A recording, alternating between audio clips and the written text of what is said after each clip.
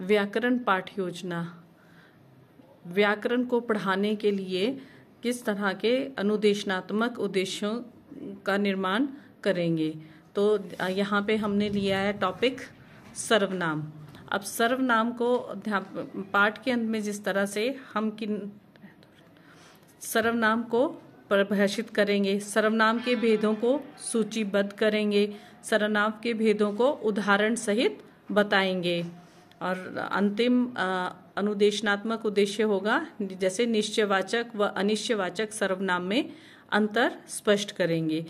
यहाँ एक चीज बताना मैं जरूरी समझती हूँ कि जो आपके अनुदेशनात्मक उद्देश्य हैं, आपके जो टीचिंग पॉइंट्स हैं, ये भी उसी क्रम में रहेंगे।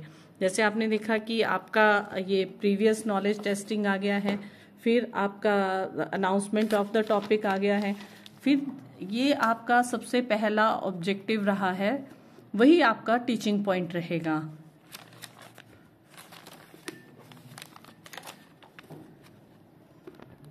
जैसे पहला रहा आपका सर्वनाम, फिर रहा सर्वनाम के भेद, फिर सर्वनाम के भेद आपने भेद बताए, ये सर्वनाम के भेद,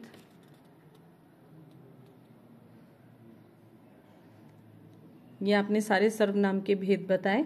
पुरुषवाचक सर्वनाम, निश्चयवाचक सर्वनाम, अनिश्चयवाचक सर्वनाम, संबंधवाचक सर्वनाम और प्रश्नवाचक सर्वनाम, साथ ही निजवाचक सर्वनाम।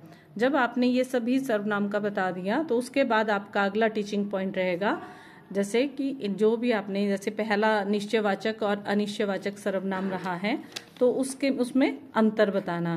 तो इसी तरह से आपके जो व्याकरण शिक्षण के सोपान रहेंगे वो रहेंगे जैसे प्रस्तावना, पहला मतलब प्रस्तावना मीन जहाँ पे आपने सर्वनाम की परिभाषा दी, फिर शिक्षक कथन मतलब कि जो आप आगे पढ़ा रहे हो, जो आपका टीचिंग पॉइंट रहेगा सर्वनाम के भेद।